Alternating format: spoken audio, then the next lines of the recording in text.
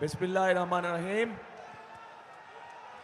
আজকের এই নির্বাচনী রংপুর বিভাগের নির্বাচনী জনসভার সম্মানিত সভাপতি, আমার সামনে উপস্থিত প্রিয় রংপুর বিভাগের অধিবাসীবৃন্দ, মঞ্চে উপস্থিত যারা মির্জা ফখরুল ইসলাম আলমগীর সহ ধানের শীষের প্রার্থীবৃন্দ, প্রিয় সহকর্মীবৃন্দ, উপস্থিত মা বোনেরা, মুরব্বীবর্গ, আসসালামু আলাইকুম। আসসালামু আলাইকুম। কেমন আছেন আপনারা? ভালো আছেন? কিন্তু আমরা চাই আপনাদেরকে আরো ভালো রাখতে ইনশাআল্লাহ। এই বিভাগের মানুষকে আমরা আরো ভালো রাখতে চাই। থাকবেন ইনশাআল্লাহ ইনশাআল্লাহ। প্রিয় ভাই বোনেরা,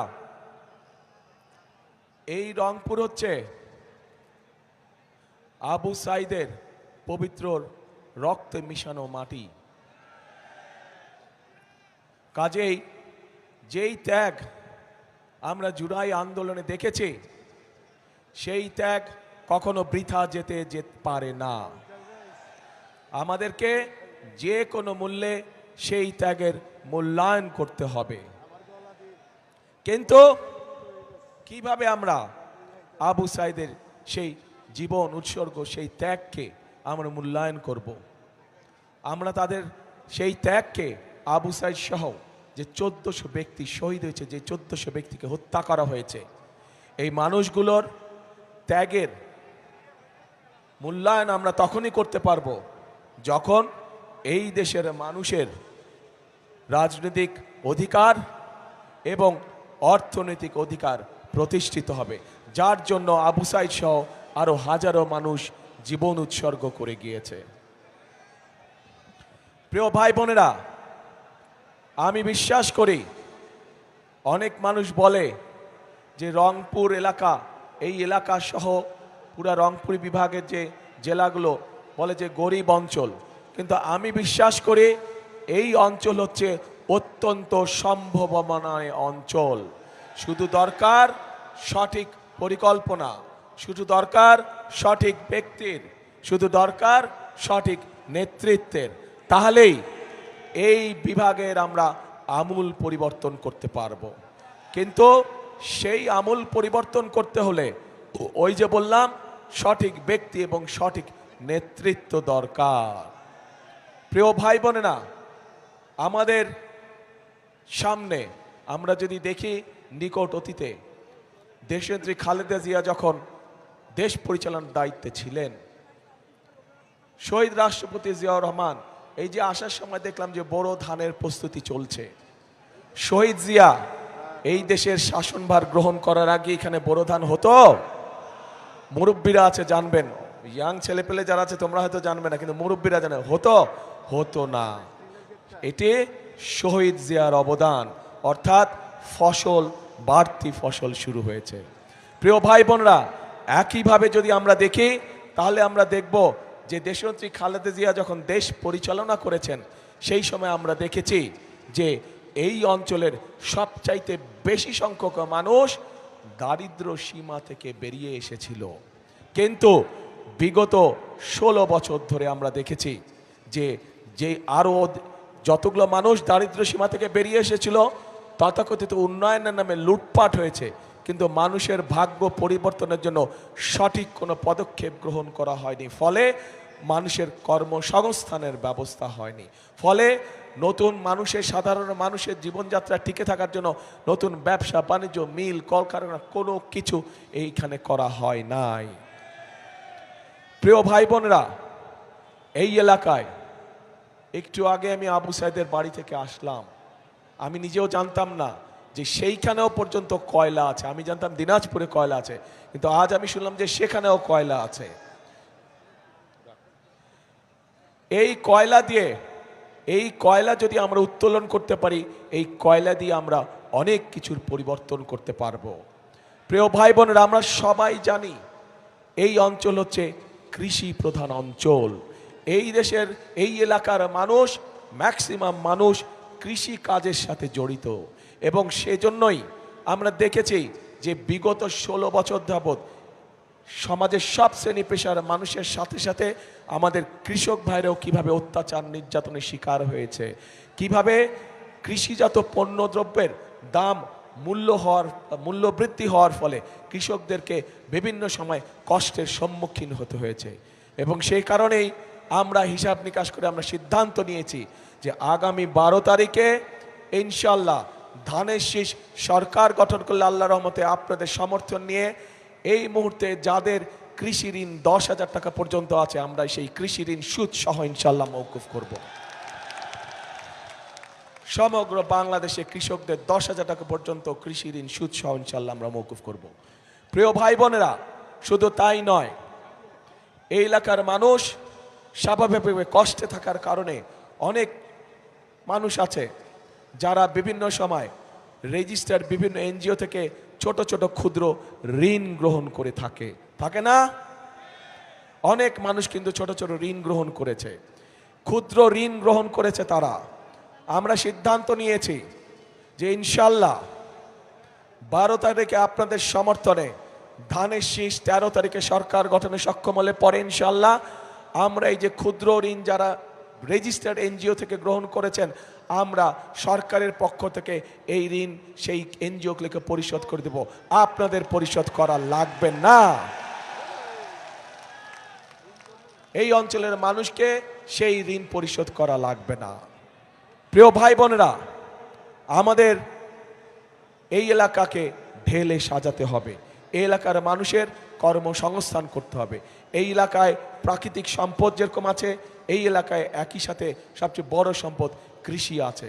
কাজেই আমরা যদি বাংলাদেশের খুলনা অঞ্চল, বাংলাদেশের চট্টগ্রাম অঞ্চল সহ ঢাকা অঞ্চল সহ যদি ইন্ডাস্ট্রিয়াল বেল্ট হতে পারে, তাহলে অবশ্যই কেন এই রংপুর বিভাগ সহ রংপুর, দিনাজপুর, ঠাকুরগাঁও, পঞ্চগড় এলাকায় কেন তাহলে কৃষিজাত পণ্যের ইন্ডাস্ট্রি হবে না?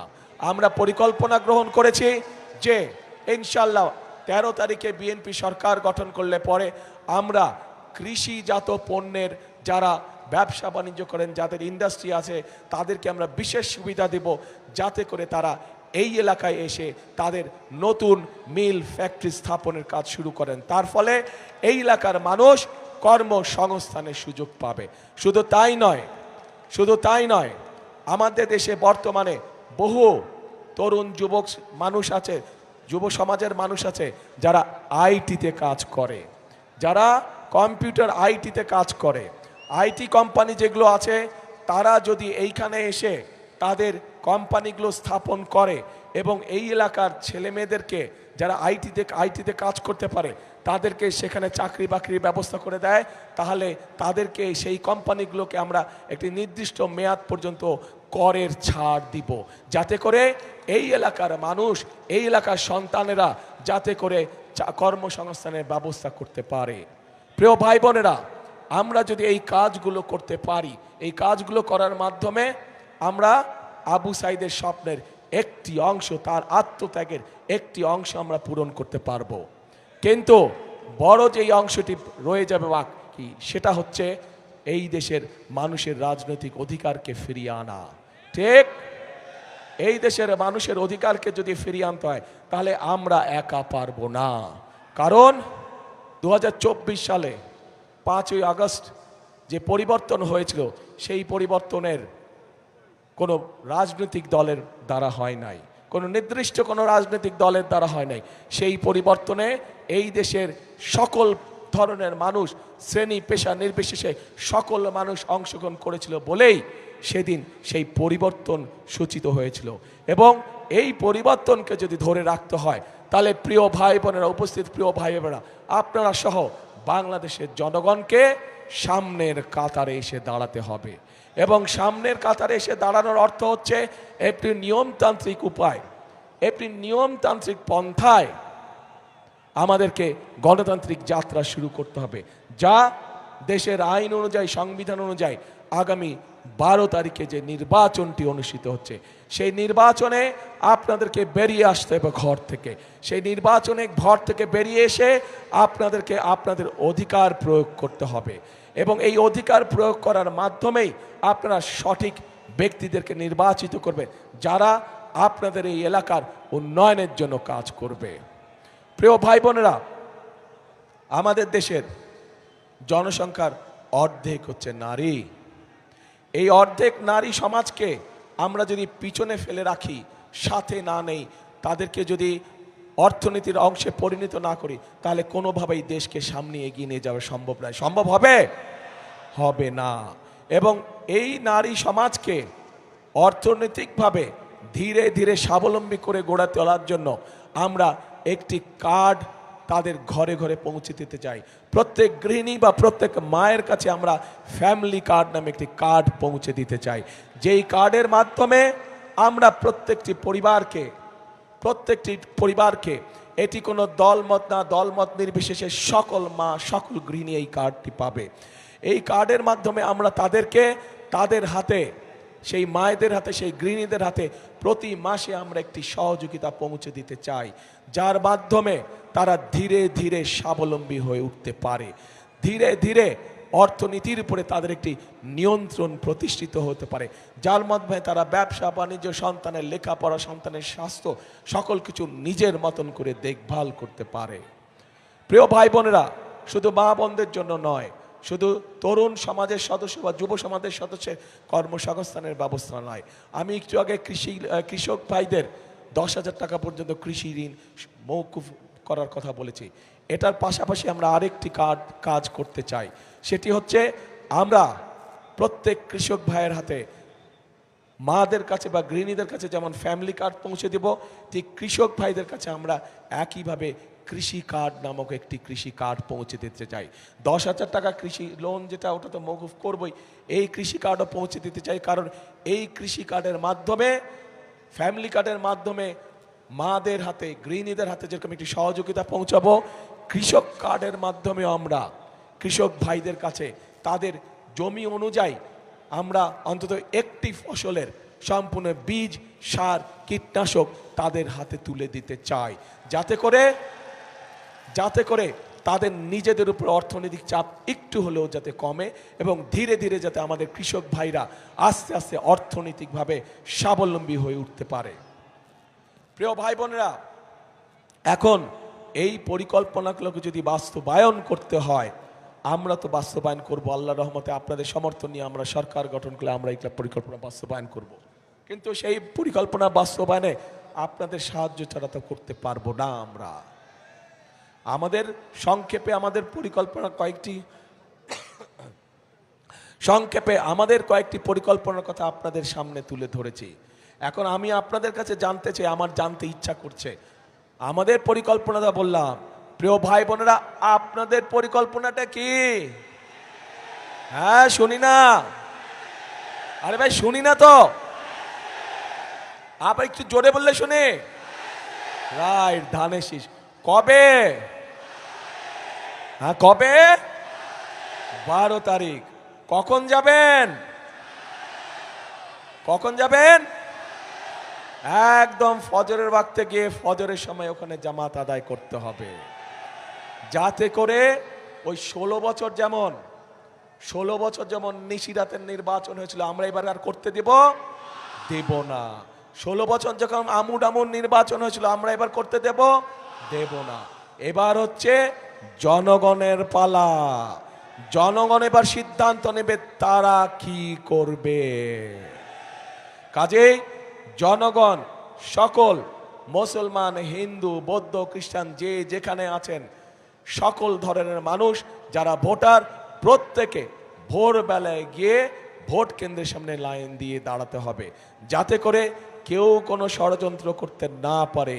সতর্ক থাকতে হবে। প্রিয় ভাই বোনেরা, আরেকটি গুরুত্বপূর্ণ বিষয় আছে। আপনাদের নিশ্চয়ই মনে আছে, আজকে থেকে প্রায় 2.5 বছর আগে যখন স্বৈরাচার এই দেশের মানুষের কাঁধের উপরে চেপে বসেছিল, সেই সময় বিএনপি সংস্কার প্রস্তাব দিয়েছিল দেশের মানুষের সামনে। 31 দফা সংস্কার প্রস্তাব মনে আছে? 31 দফা সংস্কার প্রস্তাব মনে আছে আপনাদের? জানেন তো? আচ্ছা, পরবর্তীতে আমরা কি দেখলাম, যে বর্তমান সরকার যখন আসলো, অন্তর্বর্তীকালীন সরকার আসলো, অন্তর্বর্তীকালীন সরকার এসে তারা একটি সংস্কার কমিশন করলো। এবং বাংলাদেশের প্রায় কম বেশি রাজনৈতিক দলগুলোকে সেখানে আহ্বান করলো, আমরাও গিয়েছি সেখানে, আমরা আমাদের সংস্কার প্রস্তাব আমরা দিয়েছি এবং মোটামুটিভাবে সংস্কার প্রস্তাব যেগুলো আমরা দিয়েছি, যা আমরা জনগণের সামনে অনেক আগে উপস্থাপন করেছিলাম, সেইগুলাই কম বেশিভাবে তারাও দিয়েছে। হতে পারে কোনোটি ব্যাপারে আমাদের সাথে কিছু কিছু দ্বিমত আছে, কিন্তু আমাদের সাথে যদি কোনোটির ব্যাপার দ্বিমত থাকে, আমরা কোনো লুকো ছাপা করিনি। আমরা জনগণের সামনে প্রকাশ্যে বলেছি যে কোনটিতে আমরা সম্মত দিয়েছি এবং কোনটিতে আমাদের কিছু ডিসএগ্রিমেন্ট আছে, প্রকাশ্যে বলেছি। এখানে কোনো লুকো ছাপার কোনো বিষয় নাই। এখন প্রিয় ভাই বোনেরা, এই যে 12 তারিখে যে আপনারা আপনাদের পরিকল্পনা সফল করতে যাবেন, একই সাথে আরেকটি কাজ করতে হবে। এই যেই অধিকার ফিরানোর জন্য আবু সাইদ নিজের জীবনকে উৎসর্গ করেছে, চট্টগ্রামে ওয়াসিম নিজের জীবনকে উৎসর্গ করেছে, এরকম হাজারো মানুষ যারা নিজের জীবনকে উৎসর্গ করেছে, তাদের মানুষের ভোটের অধিকার, কথা বলার অধিকার, অর্থনৈতিক অধিকার প্রতিষ্ঠার মাধ্যমে যেমন তাদের এই জীবন উৎসর্গকে আমরা মূল্যায়ন করতে পারবো, একইভাবে তাদের জীবন উৎসর্গকে মূল্যায়ন করতে হলে আমরা যে জুলাই সনদে স্বাক্ষর করেছি, সেই জুলাই সনদকেও আমাদের সম্মান করতে হবে। এবং সেজন্যই আপনাদের সকলকে অনুরোধ করব যে ধানের শীষে যেমন সিলটা দিবেন 12 তারিখে, একই সাথে আপনাকে যে দ্বিতীয় ব্যালট পেপারটি দিবে হ্যাঁ এবং না, সেখানে হায়ের পক্ষে দয়া করে আপনারা রায় দিবেন। মনে থাকবে তো প্রিয় ভাই বোনেরা? 5 তারিখে, অগাস্টের 5 তারিখে পরিবর্তন হয়েছে দেশের মানুষ পরিবর্তন চায়। কি পরিবর্তন? ফ্লাইওভার হবে বড় বড়, বিল্ডিং হবে বড় বড়, ঠিক আছে, হলে হবে, কিন্তু মানুষ তার নিজের ভাগ্যের পরিবর্তন চায়।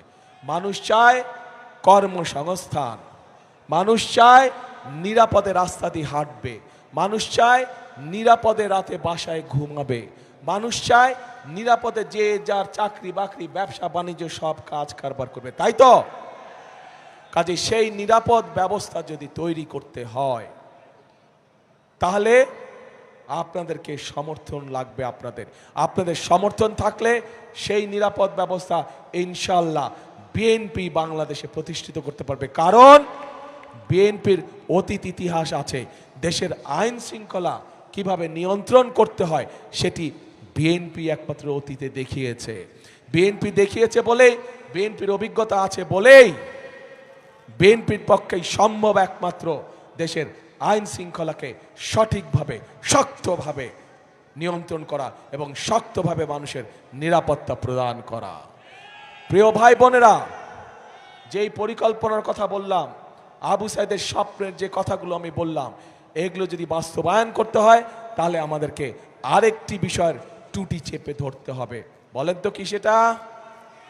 ইয়েস, দুর্নীতি চেপে ধরতে হবে, টুটি চেপে ধরতে হবে।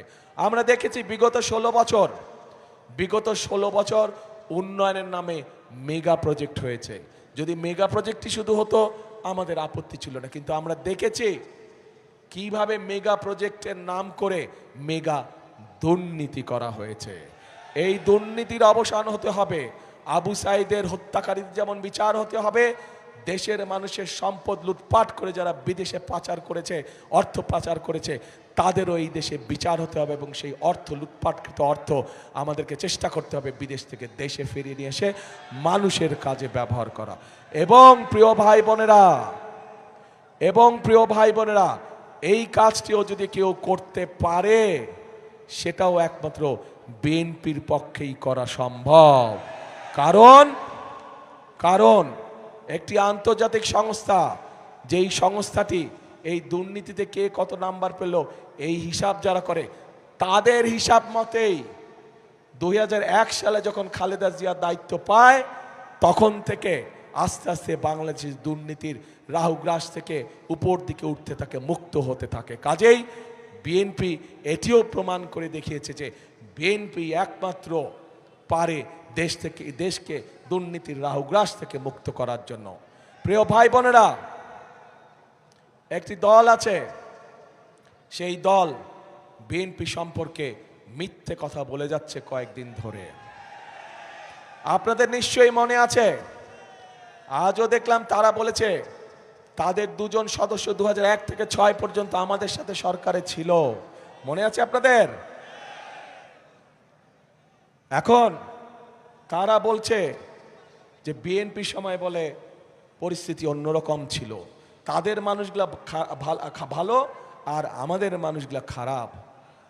আমার প্রশ্ন হলো ভালো মানুষের সাথেই তো ভালো মানুষ থাকে নাকি? তাদের মানুষ যদি ভালোই হয়ে থাকে, তাহলে বিএনপি যদি খারাপ হয়ে থাকে, তাহলে তারা ছিল কেন আমাদের সাথে পুরা 5 বছর?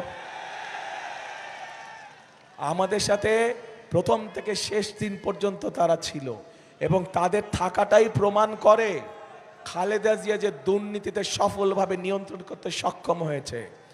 তাদের প্রথম দিন থেকে শেষ দিন পর্যন্ত থাকাটাই প্রমাণ করে যে একমাত্র বিএনপির পক্ষেই সম্ভব এই সব দুর্নীতিকে নিয়ন্ত্রণ করা।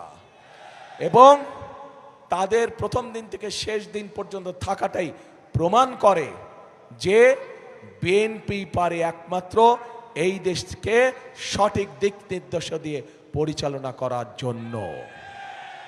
প্রিয় ভাই বোনেরা, হয় এই দলটির মাথা খারাপ হয়ে গেছে, অথবা নিজের নেতৃত্ব সম্পর্কে নিজেই আবল তাবল কথা বলছে, ভুল কথা বলছে।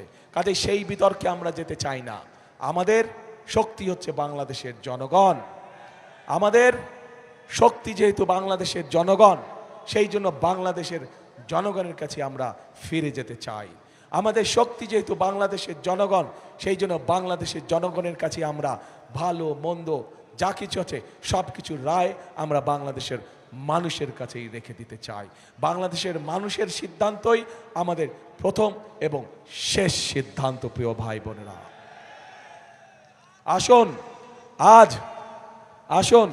আজ সময় এসেছে ষড়যন্ত্রের জবাব দেবার। আজ সময় এসেছে শহীদ আবু সাইদের স্বপ্ন বাস্তবায়নের। আজ সময় এসেছে বাংলাদেশের মানুষের ভাগ্যের পরিবর্তনের। কাজে আসুন, সব সময় সৎ সুযোগ সব সময় আসে না। যেহেতু আল্লাহ তাআলা আমাদেরকে দেশকে সঠিকভাবে পরিচালনা করার জন্য একটি সৎ সুযোগ দিয়েছেন, কাজে এই সৎ সুযোগটিকে আমরা দেশের কাজে জনগণের স্বার্থে আমরা ব্যবহার করি, যাতে আগামী দিন আমরা সুন্দর একটি প্রত্যাশিত, আমাদের কাঙ্ক্ষিত বাংলাদেশ, প্রত্যাশিত বাংলাদেশ আমরা গড়ে তুলতে সক্ষম হই। এবং সে কারণেই প্রিয় ভাই বোনেরা, এই দেশকে গড়ে তুলতে হলে আমাদের সকলকে একসাথে পরিশ্রম করতে হবে। এবং আমরা যদি সকলে একসাথে ঐক্যবদ্ধ থাকি, আমরা যদি সকলে একসাথে পরিশ্রম করি, তাহলে এই উত্তরাঞ্চল, এই রংপুর বিভাগ কখনোই ওই যে মঙ্গাপীড়িত বলে কোনোভাবেই এটা থাকতে পারে না, অনুন্নত বলে উন্নয়নের ছোঁয়া নেই বলে কোনোভাবেই এটা থাকতে পারে না। এই অবস্থার আমরা এইবারে ইনশাল্লাহ পরিবর্তন করতে পারবো, আপনাদের যদি সমর্থন আমাদের সাথে থাকে, আপনাদের সমর্থন ধানের শীষের পক্ষে থাকলে ইনশাল্লাহ এই পরিস্থিতির পরিবর্তন আমরা এইবারে ইনশাল্লাহ করব। সেজন্যই প্রিয় ভাই বোনেরা, কথা আমি একটাই বলি, কথাটি আপনারা শুনেছেন, তারপর আপনাদের সামনে বলতে চাই। কি সেই কথা? সেই কথাটি হচ্ছে করব কাজ, কে করব কাজ? সবার আগে বাংলাদেশ। করব কাজ, গড়ব দেশ, সবার আগে বাংলাদেশ। বাংলাদেশ ভালো থাকলেই ইনশাল্লাহ মানুষ ভালো থাকবে। বাংলাদেশের মানুষের অধিকার প্রতিষ্ঠিত হলেই বাংলাদেশ ভালো থাকবে। প্রিয় ভাই বোনেরা, আসুন আজকের এই নির্বাচনী জনসভার শপথ হোক আমরা আবু সাইদের সেই কাঙ্ক্ষিত প্রত্যাশিত বাংলাদেশ গড়ার কাজে ইনশাল্লাহ আগামী মাসের 13 তারিখ থেকে আমরা কাজে হাত দিব। এই হোক আজকের নির্বাচনী জনসভার প্রতিশ্রুতি। আল্লাহ হাফেজ। বাংলাদেশ জিন্দাবাদ, বাংলাদেশ জাতীয়তাবাদী দল জিন্দাবাদ। ও রাইট রাইট রাইট ভাইরা, সরি আমি একটা জিনিস ভুলে গেছি। এই এলাকার শুধু না, আচ্ছা ক্যান্ডিডেট সাহেবরা সামনে আসেন, প্রার্থীরা একটু সামনে আসেন, লাইন করে একটু দাঁড়ান। এই এলাকা সহ সারা বাংলাদেশের একটি বিরাট সমস্যা আছে, সেটা হচ্ছে আমাদের পানি সমস্যা। আমাদের পানি সমস্যা আছে সারা বাংলাদেশেই, আর বিশেষ করে যেহেতু এই এলাকাটি কৃষি প্রধান এলাকা, এই এলাকায় এই সমস্যাটা রয়েছে এবং এই সমস্যাটি সমাধানের জন্য কাজে হাত দিয়েছিলেন শহীদ রাষ্ট্রপতি জিয়াউর রহমান।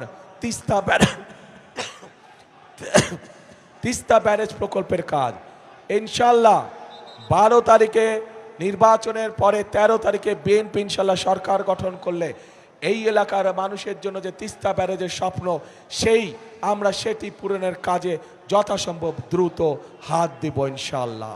যাতে কর্মসংস্থান বলেছি, আরে মেডিকেল কলেজ বিশ্ববিদ্যালয় এমনিই হবে, ওগুলো নর্মালি হবে মেডিকেল কলেজ বিশ্ববিদ্যালয়। তিস্তা মহাপরিকল্পনা বলতে আমরা যা বুঝি খাল খনন, বন সংরক্ষণ সহ কর্মসংস্থান সহ যেই কাজগুলো আছে ইনশাল্লাহ পর্যায়ক্রমিকভাবে সবগুলো কাজ আমরা শুরু করব। প্রিয় ভাই বোনেরা, এই এলাকার উন্নয়নের জন্য, মানুষের ভাগ্যের পরিবর্তনের জন্য যাদের হাতে আমরা ধানের শীষ তুলে দিয়েছি, এবার তাদেরকে আপনাদের সাথে আমি পরিচয় করিয়ে দিচ্ছি। যে একটু তুলেন আপনারা সবাই, তুলেন, জি একটাই দেন। এই যে এই মানুষগুলোকে আমরা এই এলাকার মানুষের ভাগ্যের পরিবর্তনের জন্য দায়িত্ব দিয়েছি, ইনশাল্লাহ তাদেরকে আপনারা ধানের শীষ মার্কায় জয়যুক্ত করবেন 12 তারিখে ইনশাল্লাহ। আল্লাহ হাফেজ। বাংলাদেশ জিন্দাবাদ, বাংলাদেশ জাতীয়তাবাদী দল জিন্দাবাদ। আসসালামু আলাইকুম।